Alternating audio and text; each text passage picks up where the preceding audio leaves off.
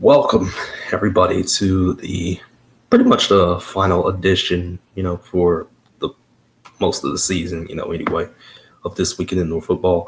Not going to give any crazy predictions about these playoffs coming up, but, we're going to talk some. Talk some football, and first things first. Congratulations to the Mississippi Wolfpack on winning the AAL2 championship over Jersey 32-29 with a last-second play that was thrilling to the very end.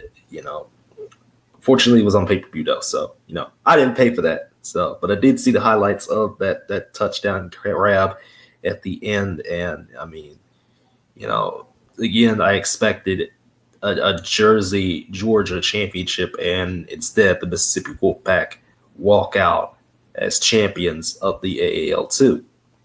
In the TAL, St. Joe's beat Eau Claire, but because Hot Springs beat Iowa on a last-second play as well, Hot Springs is in, St. Joe's is out of the playoff picture.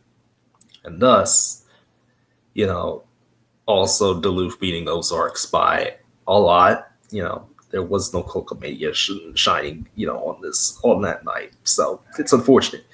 But yeah, it will be in the TAL playoffs. It will be the Iowa Woo taking on the Hot Springs Wise Guys in a rematch of this past week. And the Ozarks Lunkers taking on the Duluth Harper Monsters, also a rematch from this past weekend. So, we'll see who comes out on top. Duluth has been running roughshod, aside from their couple of losses that they've had, and Hot Springs, the plucky young team, has gotten in, with stellar play at the end of games and just some great overall, team dynamic. And yeah, that's basically it. Again, it was a simple equation, and the simple stuff won out in the end.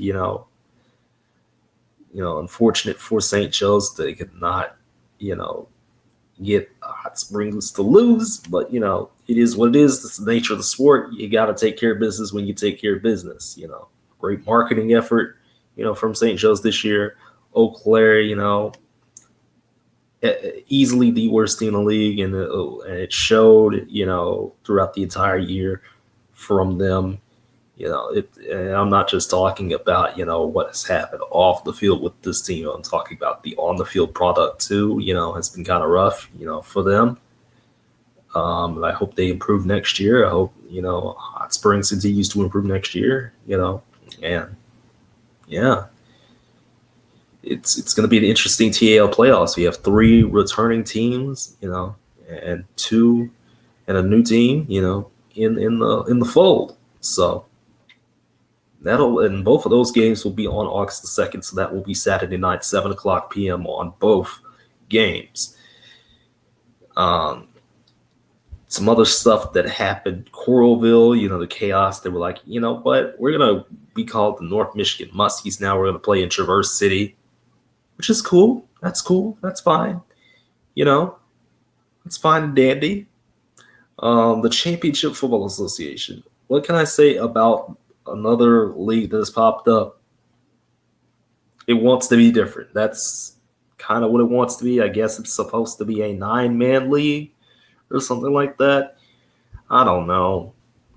I don't know, man.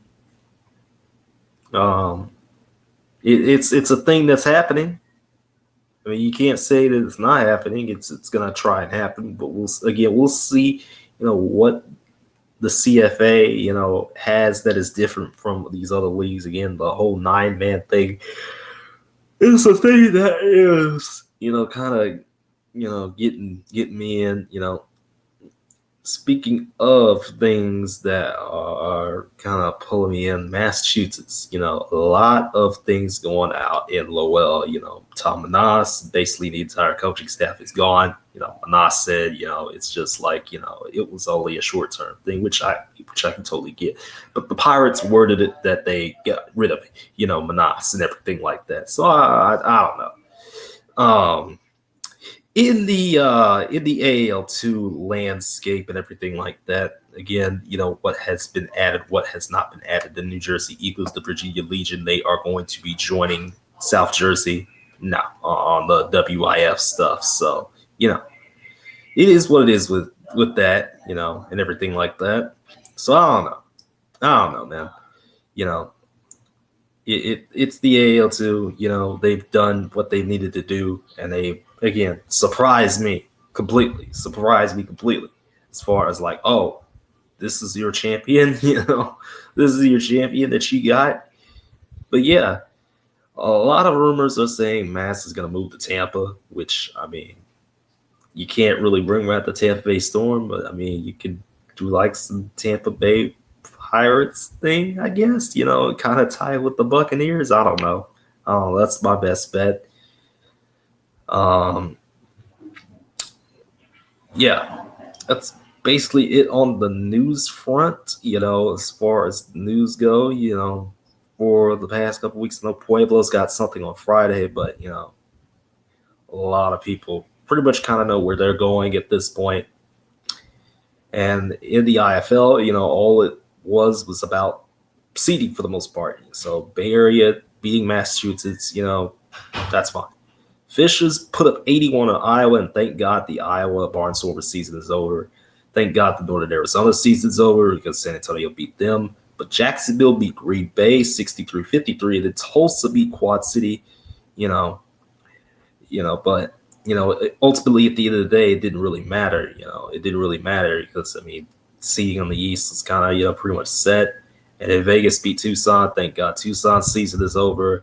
And then Arizona tried to rest Dalton Snead, but Drew Powell got hurt, and then San Diego decided to beat the brakes off of off the Rattlers, which the Rattlers have been on a weird stretch, and a lot of teams finished 10-6. 6 teams finished 10-6 this year. Bay Area was 13-3, Quad City was like 11-5, and everybody else finished 10-6. So everything is kind of spread out as far as the playoffs are concerned. We do have a Monday Night Football, extravaganza, yay! But it's a rematch of this past weekend, San Diego, Arizona, on August the 4th. Tulsa will get Green Bay.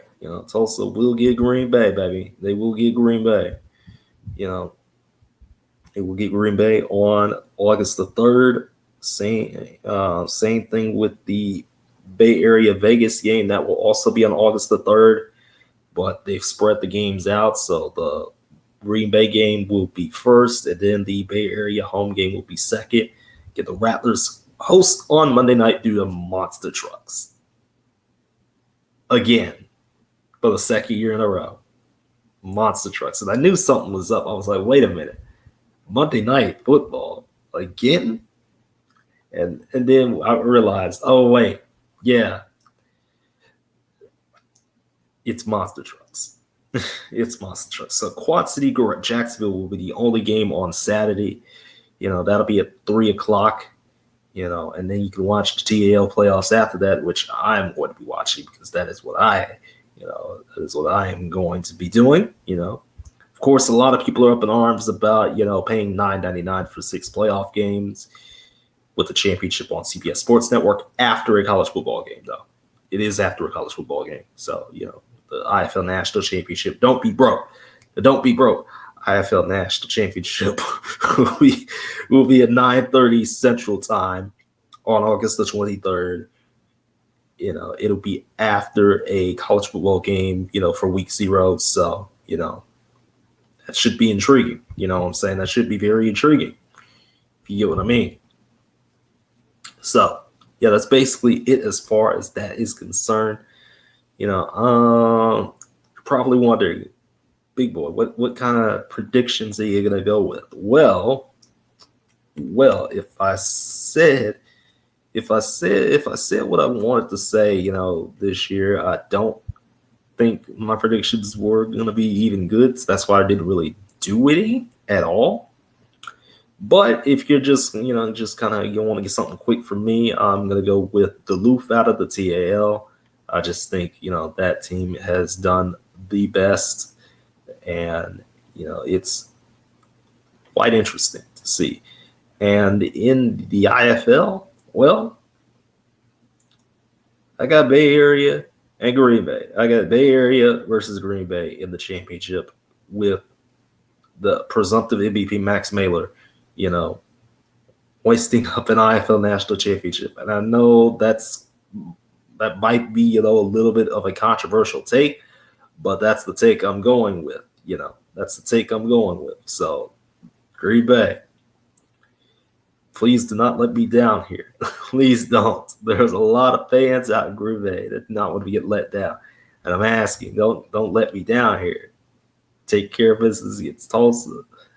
And then, get either Quad City or Jacksonville. And then, play playoff football, and win this thing. I think they can win this thing. I really do. Some things have been kind of wonky, over the past few weeks, but as we've seen over the course of the season, and by we, I mean most of you guys, because I have watched like 5 IFL games in total and watched a lot of highlights videos instead, we got a lot of parity in the IFL this year, and that's great. That's great. So any of these 6, I could have said any of these, 8 teams could win an IFL championship. I could have said any of them, but I'm going with the best pick possible here. With the best pick possible. So if somebody gets mad at me later, I did not say anything. I did not say anything. So yeah, those are my predictions. We're getting some champions up north this year. We're getting some champions up to the north, close to the border of Canada this year. So that is pretty much it for me.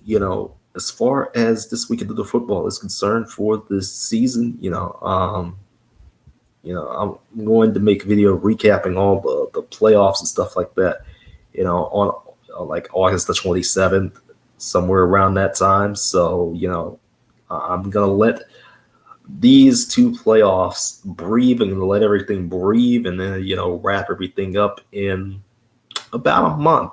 So 4 weeks from now is when you will see me again talking indoor and arena football, and we'll talk, whatever happened to Pueblo and all that stuff like that, North Texas Bulls, yada yada yada. So giving myself a nice deserved break from the sport, because I do kind of need it, and I do need to digest these playoff games. So Arena Mania is almost here. The IFL National Championship is almost here.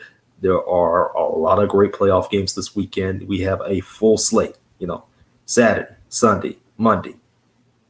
No excuses. No excuses, everybody. No excuses. So let's count it down. There are 3 games left in the CAL season and 7 left in the IFL season. So 10 games. We got 10 games, guys. And that's it. Enjoy it, because you never know when it's all over. Because it is going to be over on August the 23rd with the IFL National Championship. So until that time, which will probably be the Sunday. It will be the Sunday after the IFL National Championship. So until then, Big Boy Sports is signing out, and I'll see you very, very soon with more content.